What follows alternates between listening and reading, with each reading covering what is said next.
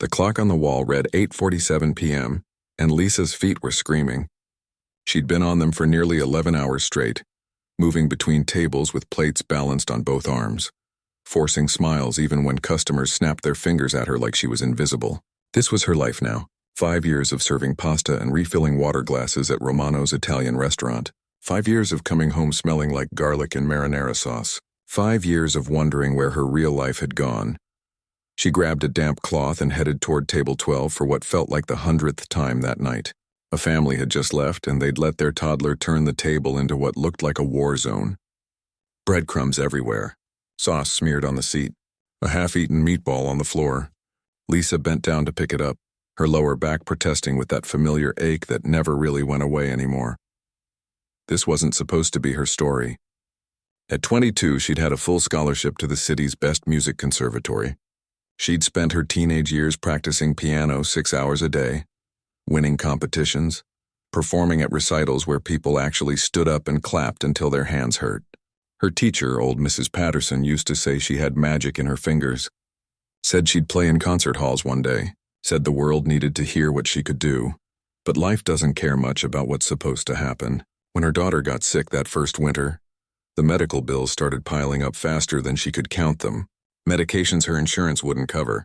Specialist visits that cost more than her rent. Emergency room trips at 3 in the morning when her little girl couldn't breathe right. The scholarship covered tuition, sure, but it didn't pay for any of that. It didn't put food on the table or keep the lights on. So she'd made the choice that wasn't really a choice at all. She'd dropped out, picked up the first job that would hire her on the spot, and watched her dreams get smaller and smaller in the rearview mirror. That was 10 years ago now. Her daughter was 12, doing great, thriving in school. But Lisa was 32, wearing an apron covered in someone else's dinner. And the closest she got to a piano most days was the old keyboard she kept in the corner of their apartment. The one she'd play sometimes after her daughter went to sleep, with the volume turned down so low she could barely hear it herself. Tonight, though, something was different. The restaurant had been rented out for some big corporate event. The main dining room had been transformed with fancy centerpieces and mood lighting. And right there, sitting in the corner like a ghost from her past, was a concert grand piano. A real one. A Steinway if her eyes weren't lying to her. Black and glossy. Probably worth more than she'd make in 5 years of waiting tables. Lisa had been trying not to look at it all evening.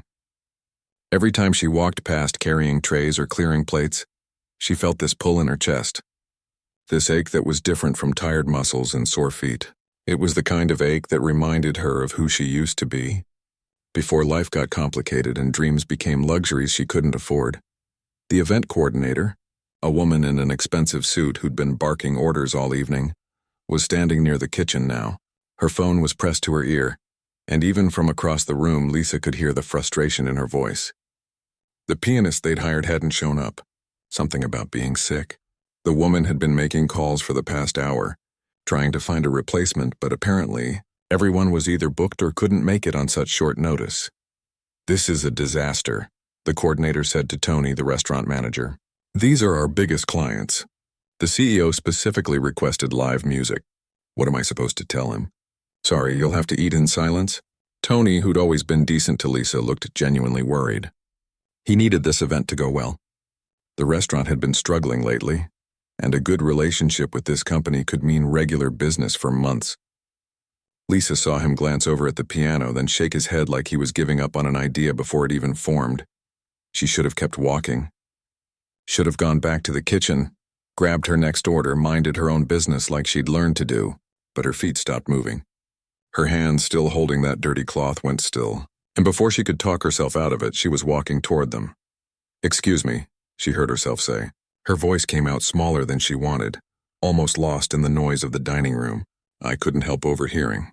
"About the piano player." The coordinator barely looked at her. "Yes, well, it's handled. We'll just have to make do without music. I can play." The words hung in the air like they didn't belong to her, like someone else had said them. Now the coordinator looked at her, really looked at her, took in the black pants and white shirt covered by a stained apron, the hair pulled back in a practical ponytail, the face that probably looked as tired as Lisa felt. "You can play piano?" There was doubt in her voice. the kind of doubt Lisa had gotten used to over the years. When you're a waitress, people make assumptions. They see the uniform and think that's all there is to see. They don't imagine you might have layers, might have a past, might have been someone completely different once. "I was trained at the conservatory," Lisa said, and it felt strange to say those words out loud. She hardly ever talked about that time in her life. "Classical piano. I performed professionally before I started working here." Tony's eyebrows shot up. In 5 years, she'd never mentioned this. Why would she? It was easier to keep those two parts of her life separate. The before and the after. The girl who played Chopin and the woman who served it on a plate. The coordinator crossed her arms. "Look, I appreciate the offer, but this is a high-profile event. These people are expecting a certain level of quality. No offense, but I can't just let anyone sit down at a $20,000 piano and hope for the best." Something flickered in Lisa's chest. Not anger exactly, but something close to it. Something that had been sleeping for a long time and was just starting to wake up. "Let me show you," she said, and this time her voice was stronger. "Give me 2 minutes. If you don't like what you hear, I'll go back to work. No hard feelings?" The coordinator looked at Tony. Tony looked at Lisa like he was seeing her for the first time. Then he shrugged. "What have we got to lose? The alternative is no music at all." They didn't have another piano to audition her on. The coordinator suggested she play something on her phone, which was ridiculous, but Lisa didn't argue. She pulled up a piano app she'd downloaded years ago for her daughter, found a simple melody and played it on the tiny screen. Her fingers moved automatically, remembering the patterns even through the awkward digital keys. It wasn't much of an audition, but it was enough to show she knew what she was doing. The coordinator sighed, checked her watch, and made a decision that was probably born more from desperation than confidence. "Fine, 1 song. If the guests don't like it, you stop immediately. Understood?" Lisa nodded. Her heart was hammering now, doing things hearts shouldn't do. It had been so long since she'd played for anyone but herself. So long since those keys had been anything more than a memory she visited late at night. She untied her apron with shaking hands and handed it to Tony. Smoothed down her shirt even though it didn't help much. She probably looked completely out of place, but there was nothing she could do about that now. The walk to the piano felt longer than it should have. Every step took her further from the safe, predictable life she'd built, and closer to something she'd left behind. The guests were starting to notice her now. She could feel their eyes following her movements. A waitress approaching the concert grand like she belonged there. She could almost hear what they were thinking. But when she reached the piano and lifted the lid, everything else faded away. There was just her and the keys waiting like old friends she'd abandoned and somehow found again. Lisa sat down on the bench and immediately felt wrong. Not wrong about the decision, but wrong about everything else. Her uniform felt too casual, too ordinary for this moment. The bench was the right height, the distance perfect, but she was aware of how out of place she must look. Around her, the restaurant hummed with the sound of silver clinking against plates, low conversations, the occasional laugh. And beyond that, silence. The kind of silence that happens when people are watching something they don't quite understand yet. She looked down at the keys and her hands hovered above them for just a second. They were trembling. Not from fear exactly, but from something bigger. This wasn't just about playing a few songs for a corporate dinner. This was about touching a part of herself she'd locked away because it hurt too much to keep looking at it. The girl who'd spent every spare hour at the piano, who'd dreamed of concert halls and recordings, who'd believed the world was full of possibilities. That girl had died slowly over the years, buried under bills and responsibilities and the daily grind of just getting by. But maybe she wasn't completely gone. Maybe she'd just been waiting. Lisa took a breath, placed her fingers on the keys and began to play. She'd chosen Chopin, a nocturne she'd performed at her last recital before everything changed. The opening notes floated into the room, soft and gentle like a question being asked. Her fingers remembered the patterns instantly, moving across the keys with a familiarity that made her chest tight. This was muscle memory that went deeper than thought, deeper than the years that had passed.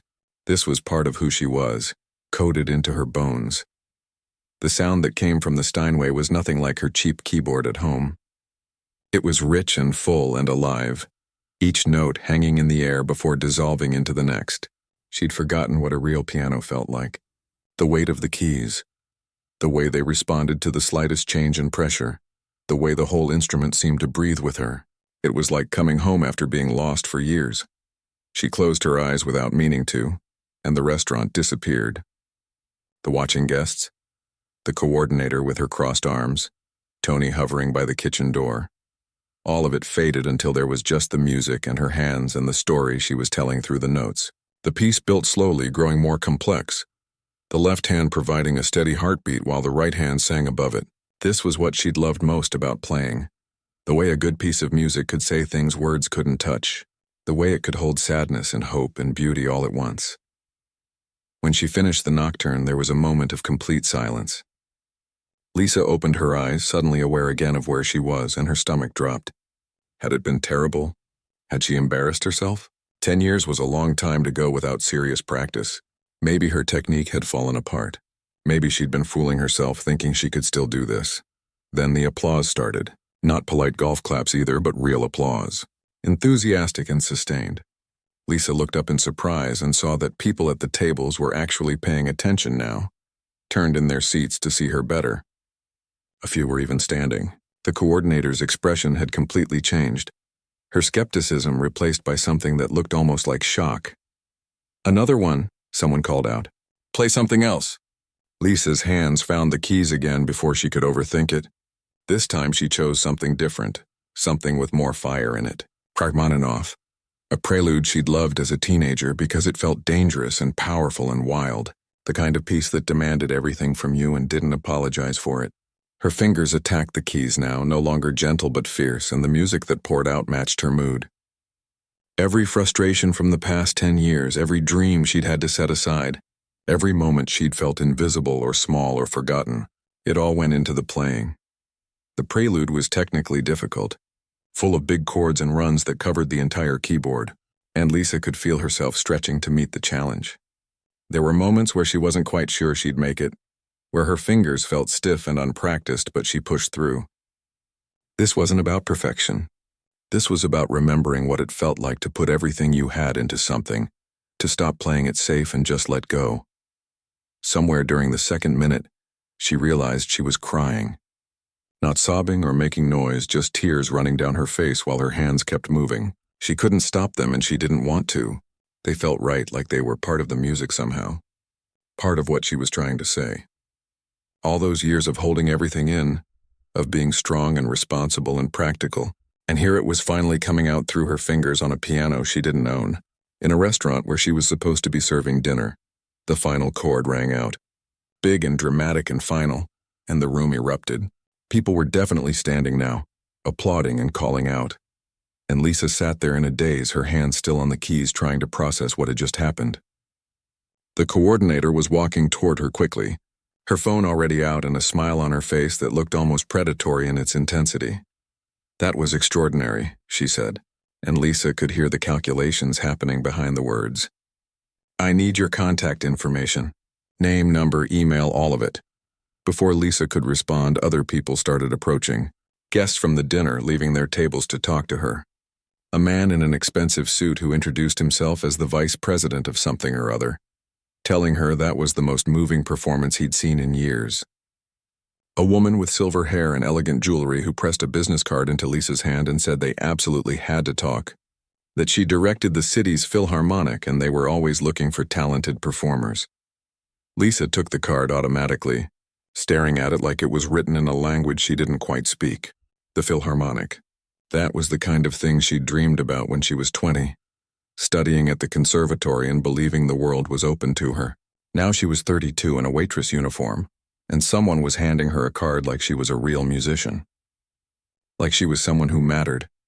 Tony appeared at her elbow, looking proud and worried at the same time. "Lisa, I had no idea. In 5 years you never said anything." It didn't seem relevant, she managed to say, though her voice sounded strange to her own ears. "I mean, I was just trying to pay bills. The past was the past." "Well, it's the present now," he said, gesturing at the crowd that had formed around the piano. "Look at this. These people can't stop talking about you." It was true. Everywhere she looked, people were pulling out their phones, some of them filming, others typing rapidly. In the age of social media, nothing stayed private for long. Lisa wondered vaguely if she should care about that, if she should be worried about people recording her without permission, but she couldn't make herself feel concerned. She was still floating somewhere outside her normal life, watching it happen to someone else. The coordinator was talking on her phone now, animated and excited, throwing glances back at Lisa every few seconds. When she hung up, she practically ran back over. "Okay, so I just talked to our CEO. He wants to know if you'd be willing to perform at our annual gala next month. It's a huge event, 500 people, and we pay well." "Very well. Are you interested?" Lisa opened her mouth and nothing came out. A paying gig, a real one, not just background music at a restaurant. The kind of opportunity she'd stopped letting herself imagine years ago because wanting things you couldn't have was just another form of torture. I don't know, she finally said. "I haven't performed seriously in a decade. I'd need time to practice, to prepare. I'm not sure I'm ready for something that big." "You were ready tonight," the coordinator said firmly. "Look, I understand if you need to think about it, but please consider it seriously. What you just did here, that's not something you see every day. That's special. People are going to want more." As if to prove her point, one of the guests approached again, a younger woman who'd been recording on her phone. "I hope you don't mind," she said, holding up the device. "I got your whole performance. That second piece especially. I've already posted it and it's blowing up. You're going to be famous." Famous. The word hung in the air like something impossible. Lisa wanted to laugh, to tell them they were all being ridiculous, that she was nobody. Just a waitress who happened to know how to play piano. Just someone trying to get through each day without falling apart. But she could see in their faces that they believed what they were saying. They saw something in her, or in what she'd just done, that felt important to them. The evening continued in a blur after that.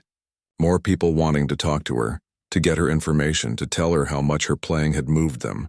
Through it all, Lisa kept touching the business card in her pocket, the one from the Philharmonic director, like it might disappear if she didn't keep checking. At some point, Tony told her to forget about work for the rest of the night, that the other staff would cover her tables. So she stood there by the piano, accepting compliments and trying to understand how her life had just tilted sideways. When the event finally wound down and the guests started leaving, Lisa sat back down at the piano bench. The room was mostly empty now, just a few staff members cleaning up and Tony counting receipts at the bar. She played softly for herself this time, working through scales and exercises she'd done a million times as a teenager. Her hands were tired and her emotions were exhausted, but she didn't want to stop. Didn't want to go back to being just a waitress, just someone who'd given up. Tomorrow morning she'd have to figure out what this all meant. Tomorrow she'd have to think about whether she could really practice enough in a month to perform at a gala. Tomorrow she'd have to call that number on the business card and see if the Philharmonic director had been serious or just caught up in the moment. But tonight, for now, she just played. Lisa barely slept that night. Every time she closed her eyes, she saw the piano, felt the keys under her fingers, heard the applause echoing in her ears. It felt like a dream. The kind you have right before waking up, where everything seems possible and bright. Except she was awake, and her hands still remembered every note she'd played. And when she finally gave up on sleep around 5 in the morning, she went to her old keyboard and started practicing. Her daughter found her there 2 hours later, still in her work clothes from the night before, working through a difficult passage from a Beethoven sonata she hadn't touched in years. The girl stood in the doorway of their small living room, rubbing sleep from her eyes, looking confused. "Mom, what are you doing? You never play this early?" Lisa stopped, her fingers hovering over the keys, and turned around. Her daughter was 12 now, growing up so fast it scared her sometimes. In a few more years, she'd be the same age Lisa had been when she'd started dreaming about concert halls. The thought made something twist in her chest. "I played last night," Lisa said, "at the restaurant. On a real piano. A beautiful one." "That's great, Mom." Her daughter smiled, but there was something careful about it. She'd learned over the years not to get too excited about things that might disappear. That was Lisa's fault. All the times she'd had to say no to things, all the dreams she'd had to scale back because reality kept getting in the way. "No, honey, you don't understand. People recorded it. They gave me their business cards. Someone from the Philharmonic wants me to call them. Someone else wants me to perform at a gala." Now her daughter's eyes went wide. "Really? Like a real performance? With people paying to see you?" "I don't know yet. I have to call them today and find out if they were serious or just being nice." Lisa stood up from the keyboard, her back protesting after sitting in the same position for 2 hours. But maybe this could be something. Her daughter ran over and hugged her, and Lisa held on tight, letting herself imagine for just a moment what it might mean if this actually happened. More money, sure, but that wasn't the important part. It was about showing her kid that you could want things, that you could go after dreams even when life tried to tell you no, that giving up didn't have to be permanent. The phone started ringing around 9. First, it was the event coordinator from last night, confirming details about the gala and emailing over a contract. Then it was a local news station, asking if she'd be willing to do an interview. Then it was a woman from a talent agency who'd seen the video online and wanted to discuss representation. Videos plural, apparently. Lisa's hands shook as she pulled up social media on her phone and searched for her name. There she was. Multiple videos from different angles, posted by different people who'd been at the restaurant. The most popular one had been up for less than 12 hours and already had over 2 million views. 2 million? Lisa watched herself play, saw the tears on her face she'd barely been aware of at the time, heard the emotion in every note. The comments scrolled endlessly. People calling her inspiring. People saying they were crying. People sharing their own stories about giving up on dreams and wondering if it was too late to go back. "Mom, you're famous," her daughter breathed, looking over her shoulder at the phone. Like actually famous. Everyone's sharing this. Lisa felt dizzy. This wasn't supposed to happen. She'd just been trying to help out, trying to give the restaurant a chance at making the evening work. She hadn't been thinking about cameras or social media or anything beyond the simple act of playing music again. Now the whole world was watching, and she had no idea what to do with that. The call from Dr. Rebecca Chen, the Philharmonic director, came at 11. Lisa had been staring at the business card for an hour, working up the courage to dial when her phone buzzed with an unknown number. "Is this Lisa?" The voice was cultured, professional, the kind that suggested education and authority. "This is Rebecca Chen. We spoke briefly last night at Romano's. I hope I'm not calling too early." "No, not at all. I was just about to call you, actually." Lisa's voice came out steadier than she felt. "I wanted to thank you for your kind words. About my playing, I meant every word. That performance was remarkable, especially considering you said you haven't played professionally in years. I've been doing this for 30 years, and I can recognize real talent when I see it, which is why I'm calling with a proposition." Lisa sat down on the couch, her legs suddenly unreliable. "I'm listening. We have a benefit concert coming up in 3 weeks. It's one of our biggest events of the year, raising money for our youth music education program. We usually feature established performers, but I think your story combined with your skill would make for something truly special. The angle of someone returning to music after a long absence, overcoming obstacles, finding their way back to their passion. People respond to that. 3 weeks. Lisa's mind raced, calculating how many hours she could practice while still working enough shifts to pay rent. That's not much time to prepare. And I'd need to find pieces that suit the occasion, pieces I can actually master in that time frame. I'd be happy to help you select appropriate repertoire. And Lisa, I should mention that this is a paid performance. Our budget for featured soloists is $15,000. The number hit Lisa like a physical force. $15,000 for one performance. That was more than she made in 6 months at the restaurant. That was the difference between barely scraping by and actually having breathing room. That was possibility in a way she hadn't experienced in years. "I'd have to reduce my hours at work," Lisa said slowly, thinking out loud. "I'd need time to practice. Real time, not just an hour here and there when I'm too tired to see straight. Of course, this is a significant commitment, but I believe you can do it. What I saw last night wasn't someone who'd forgotten how to play. It was someone who'd been waiting for a chance to remember." After the call ended, Lisa sat there holding her phone, staring at nothing in particular. Around her, the apartment looked the same as it always did. The same worn furniture, the same water stain on the ceiling she'd been meaning to paint over, the same cramped space that had been her whole world for years. But something had shifted.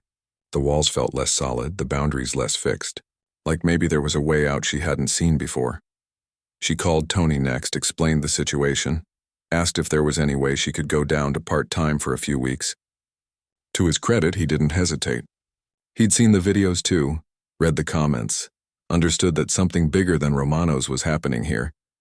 They worked out a schedule that would let her practice during the day and still cover a few evening shifts to keep some money coming in. It wasn't perfect, but it was possible. The next 2.5 weeks became a blur of music and motion. Lisa practiced until her fingers hurt, until the neighbors complained about the noise, until her daughter had to remind her to eat. Dr. Chen stopped by twice to listen to her progress and offer guidance, helping her refine her interpretation and polish the rough edges. They'd chosen a program that told a story, starting with something gentle and building to pieces that demanded everything she had. The hardest part wasn't the technical aspects. Lisa's muscle memory was strong, and once she got past the initial rust, her fingers remembered how to move. The hardest part was believing she deserved this.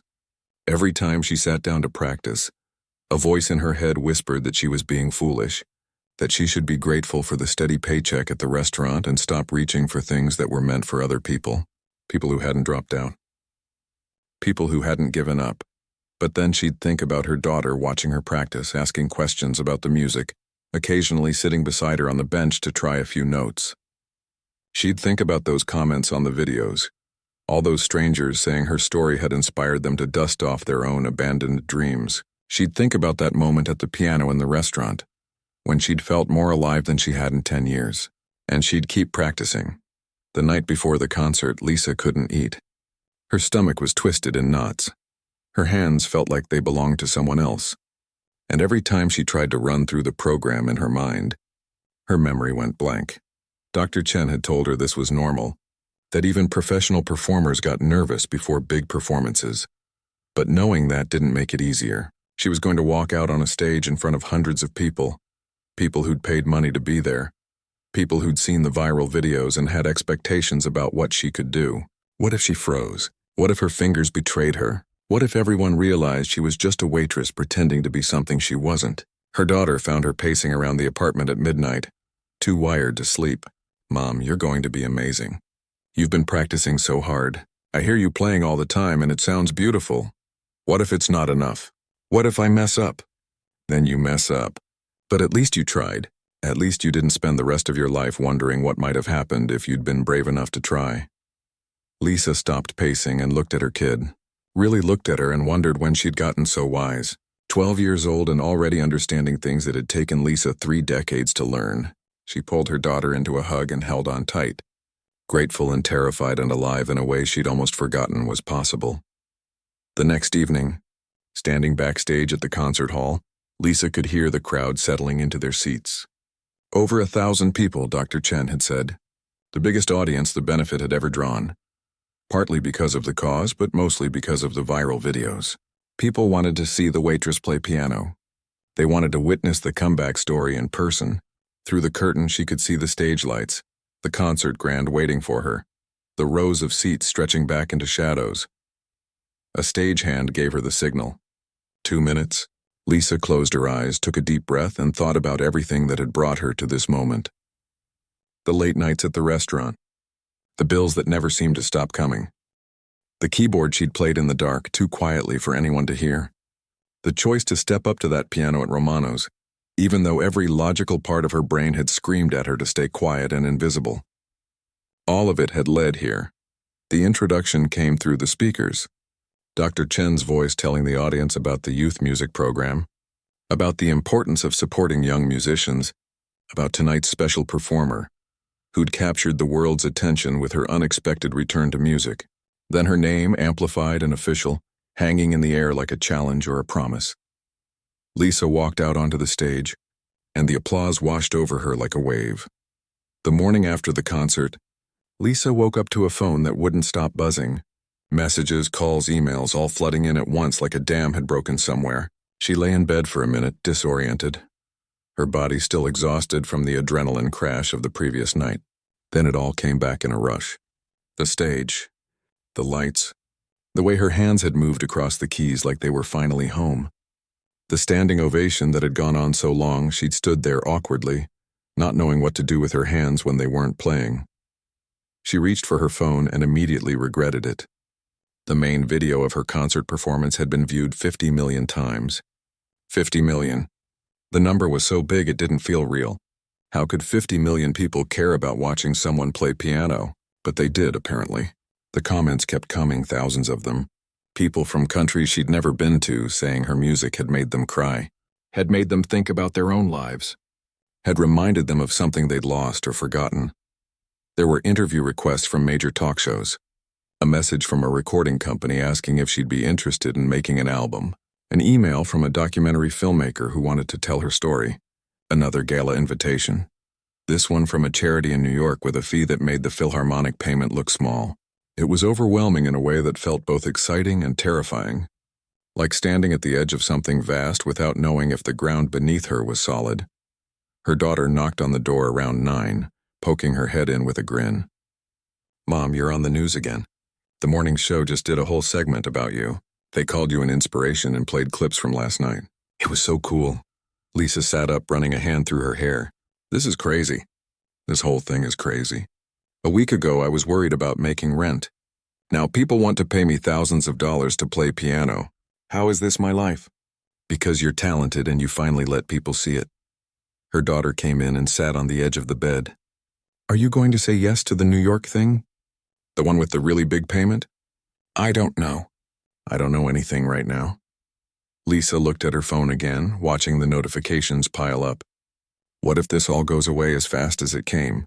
What if next week everyone forgets about me and I'm back to serving pasta? Then you'll have had an amazing few weeks. "But Mom, I don't think it's going away. I think people actually care about your music. Not just because of the story, but because you're really good." The confidence in her daughter's voice made Lisa's chest tight. When had she become the one who needed reassurance from her kid? But maybe that was okay. Maybe part of growing up was learning that your parents were just people who didn't have all the answers, who sometimes needed someone else to believe in them. The call from Vincent Cardello came that afternoon. He was the vice president from the corporate dinner, the one who'd been in the audience that first night at Romano's. His company wanted to do something, he said. They'd been moved by Lisa's story, by the fact that she'd been working so hard to support her family while letting her talent go unused. So they'd put together a fund. Not charity, he was careful to specify. An investment in her future. Enough money to cover her daughter's medical expenses for the next year, to let Lisa stop working at the restaurant entirely if she wanted, to give her the breathing room to really pursue music again. Lisa had to ask him to repeat the number twice because it didn't seem possible. That amount of money would change everything, not just for now but for years. Her daughter could get the better specialist she'd been putting off. They could move to a bigger apartment, one where Lisa could practice without the neighbors complaining. She could buy a real piano, not just a keyboard. She could actually build a career without constantly looking over her shoulder at the bills piling up. "Why would you do this?" she asked, her voice shaking. "You don't even know me." "Because sometimes you see something that reminds you what's important," Vincent said. "My company makes a lot of money and we're supposed to give back to the community. Usually that means writing checks to established charities and putting our logo on buildings. But this feels different. This feels like actually helping someone at a moment when it matters, when it can really make a difference." After the call ended, Lisa sat at her cheap keyboard and cried for 20 minutes straight. Not sad tears or even happy tears exactly, but something bigger and more complicated. Relief and gratitude and grief for all the years she'd struggled when maybe, possibly, it didn't have to be that hard. Anger at a world where someone's life could be so difficult, and then change so completely based on a few minutes of video footage. Joy that maybe finally things were going to be okay. Tony called her that evening. The restaurant had been flooded with customers ever since the videos went viral. People hoping to catch a glimpse of the famous Waitress, asking if she still worked there. He wanted to know if she'd consider doing a regular performance night, maybe once a week playing for the dinner crowd. He'd rent a proper piano, pay her well, make it a whole event. Turn Romano's into a destination place because of her. "You don't have to decide now," he said quickly. "I know you've got bigger opportunities coming your way. But if you want to keep a connection to where it all started, the offer's there. And Lisa, I'm really proud of you. What you did took guts." The documentary filmmaker, a woman named Jennifer who'd won awards for her work, wanted to start filming right away. She wanted to capture Lisa's life as it was changing. Document the journey from waitress to concert performer in real time. It would be invasive, she warned. Cameras following her around, asking her to talk about difficult things, digging into her past and present. But it would also tell a story that needed telling, about class and opportunity and what talent looks like when it doesn't come wrapped in privilege. Lisa said yes without thinking too hard about it. If she stopped to consider how weird it was to have strangers filming her daily life, she'd probably back out. Better to just jump in and figure it out as she went. That seemed to be her new approach to everything. Say yes first, worry about the details later. The days started blurring together. Practice sessions that Jennifer's crew filmed from multiple angles. Interviews with journalists who wanted to know everything about her life. Her daughter, her decision to drop out of the conservatory. A photo shoot for a magazine feature, where they had her pose at a piano in an evening gown that cost more than her monthly rent. A meeting with the recording company to discuss what kind of album she might want to make. Phone calls with agents and managers who all had different visions for her career, who talked about branding and image and market positioning like she was a product instead of a person. Through it all, Lisa kept coming back to the music itself. That was the part that felt real, felt solid when everything else seemed like it might evaporate at any moment. She'd practice for hours, working on new pieces, refining old ones, exploring repertoire she'd never had time to learn properly before. The upcoming New York performance loomed large, bigger and more prestigious than anything she'd ever done, and she wanted to be ready. Wanted to prove that the viral moment at Romano's wasn't a fluke, that she actually had something to offer beyond a feel-good story. Her old teacher, Mrs. Patterson, reached out through Facebook. She was retired now, living in Florida, but she'd seen the videos and wanted Lisa to know how proud she was. They talked on the phone for an hour, and Lisa cried again when Mrs. Patterson said she'd always known Lisa was special, had always believed she'd find her way back to music eventually.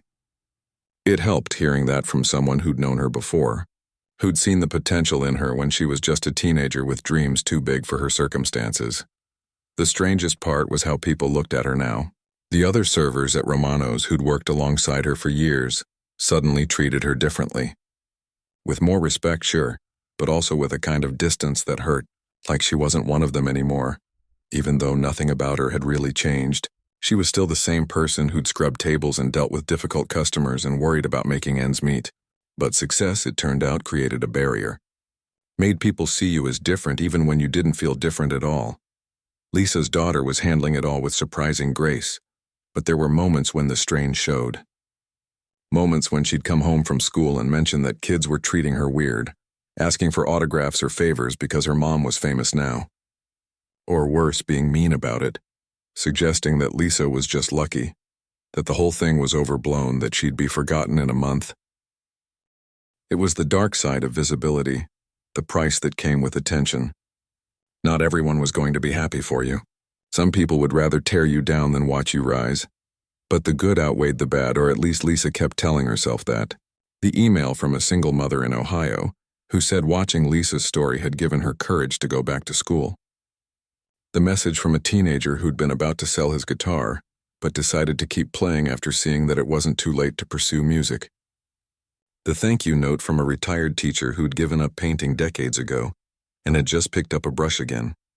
These people didn't know her, would probably never meet her, but somehow her story had reached them at exactly the right moment and changed something. 2 weeks before the New York performance, Dr. Chen invited Lisa to lunch. They met at a quiet cafe downtown, away from the crowds and cameras, and talked about what came next. The benefit concert had raised twice as much money as any previous year, and the Philharmonic wanted to book Lisa for more performances.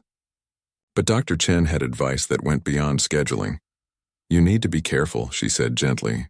"This level of attention is wonderful, but it can also be destructive if you're not prepared for it.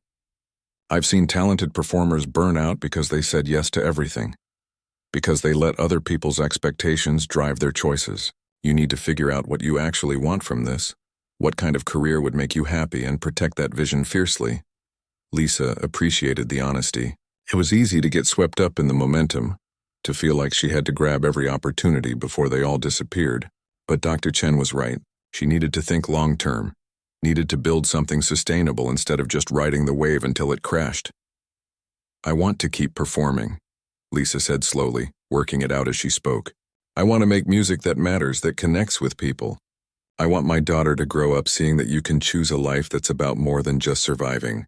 But I also want to stay grounded. I don't want to lose myself in all this." "Then hold on to that," Dr. Chen said. "When people start pulling you in different directions, when the pressure gets overwhelming, come back to that intention. Let it guide your decisions." The night before leaving for New York, Lisa stood in her apartment looking around at the space that had been her whole world for so long. Soon they'd be moving to something bigger, something that didn't feel quite so much like barely holding on. But this place had been home through the hardest years, had witnessed her struggles and her small victories in the late-night practice sessions when she'd played just for herself. She felt grateful to it in a strange way, grateful for what it had taught her about resilience and patience and holding on to dreams, even when they seemed impossibly far away. The flight to New York felt surreal. Lisa had flown before, but always on the cheapest tickets she could find, always stressed about the cost, always in the back of the plane squeezed between strangers. This time the charity had booked her in business class, with a seat that reclined into a bed and a flight attendant who kept offering her champagne she was too nervous to drink. Her daughter sat beside her, face pressed to the window, watching the clouds roll past like they held secrets she was determined to decode. "We're really doing this," her daughter said, turning to look at her with eyes that held both excitement and a touch of fear. "You're really going to play for all those fancy New York people?" "I'm really going to try," Lisa said, squeezing her hand. "And you're going to sit in the audience and watch, and no matter what happens, we're going to remember that we made it here. That's already something." The venue was intimidating in a way the local concert hall hadn't been. Carnegie Hall. The name alone carried weight, history, the ghosts of every legendary performer who'd ever graced that stage. Lisa's hands shook as she walked through the famous corridors during her rehearsal slot, touching the walls like she could absorb courage through her fingertips. The stage was massive, the acoustics perfect in that way that made every note matter more. There was nowhere to hide here. Every mistake would be heard, every moment of hesitation exposed. She practiced for 3 hours straight, working through the program she'd prepared until her hands cramped and her shoulders ached. The technical aspects were solid. She'd put in the work, logged the hours, refined every passage until it was as good as she could make it. But technique wasn't everything. The real challenge was going to be staying present, staying connected to the music instead of getting lost in her own anxiety about who was watching and what they expected. That evening, back at the hotel, Lisa couldn't eat the expensive room service dinner she'd ordered. Her stomach was in knots, her mind running through everything that could go wrong. What if she forgot a section? What if her hands froze? What if the audience realized she was just a waitress who'd gotten lucky with a viral video, someone who didn't belong on stages like this? The fear was familiar, the same voice that had kept her quiet for 10 years, telling her to stay small and safe and invisible. Her daughter knocked on the connecting door between their rooms. "Mom, can I come in?" Lisa opened the door and found her kid standing there in pajamas, holding something behind her back. "I made you something," she said shyly. "For tomorrow. For good luck." She held out a drawing, done in colored pencils on nice paper she must have bought specially. It showed a piano on a stage with a figure sitting at it playing, and an audience with their hands raised in applause. At the top, in careful letters, she'd written, "My mom is the bravest person I know." Lisa's eyes filled with tears instantly. "Honey, this is beautiful. This is the best gift anyone's ever given me." "I meant what I wrote," her daughter said seriously. "You are brave. You got scared and you did it anyway. That's what brave means. And tomorrow, even if you mess up or forget something or whatever, you'll still be brave because you tried. You didn't let fear win." They sat together on the hotel bed, Lisa holding the drawing like it was made of something precious and fragile, and talked about everything and nothing until her daughter started yawning. After she went back to her room, Lisa propped the drawing up on the desk where she could see it, a reminder that the performance tomorrow wasn't just about her. It was about showing her kid that second chances were real, that you could fall down and get back up, that 32 wasn't too late to become who you were meant to be. The morning of the performance, Lisa woke up early and went for a walk through Central Park. The city was just starting to wake up. Joggers on the paths, vendors setting up their carts, the light filtering through the trees in that particular way that made everything look like a photograph. She found a bench near the lake and sat there for a while, watching the water and trying to quiet her mind. All the noise of the past few weeks, the interviews and opportunities and pressure, it all needed to fade away. When she walked out on that stage tonight, it needed to be just her and the piano and the music. Everything else was distraction. By evening, the nerves had transformed into something else. Not calm exactly, but a kind of focused intensity that felt like being fully alive. Lisa stood backstage in the dress the stylist had picked out, something elegant but simple that let her move freely, and listened to the crowd settling into their seats. 2,000 people this time. Critics would be there, reviewers from major publications, musicians she'd admired her whole life. The pressure should have been crushing, but instead she felt strangely light. Whatever happened in the next hour would happen. She'd prepared as well as she could. Now she just had to trust herself. The introduction seemed to go on forever, someone important talking about the charity and its mission, thanking sponsors, building anticipation. Then her name echoing through the hall and Lisa walked out into the lights. The applause was thunderous, people already on their feet before she'd played a single note. They weren't clapping for her music yet. They were clapping for her story, for what she represented. The comeback, the underdog, the waitress who dared to dream. Lisa sat at the piano and waited for the applause to fade. She looked out at the audience but couldn't see much beyond the front rows. Just an ocean of faces disappearing into darkness. Somewhere in there was her daughter, and that mattered more than anything else. She was playing for her kid tonight, showing her what persistence looked like, what it meant to not give up on yourself even when the world tried to convince you that you should. She placed her hands on the keys and began with something soft and introspective. A piece by Debussy that felt like water moving, like light changing, like memory. The acoustics in the hall were everything she'd been told they would be. Every note clear and present and alive. She let herself sink into the music, stopped thinking about technique or performance, and just played. This was the part she'd missed most during those years away from serious music. The way a good performance could transport you somewhere else, could make time stop mattering, could create a space where nothing existed except sound and feeling. The program built gradually, each piece a little more demanding than the last, taking the audience on a journey from quiet contemplation to powerful emotion. Lisa had structured it intentionally, wanting to tell a story through the music about struggle and hope and transformation.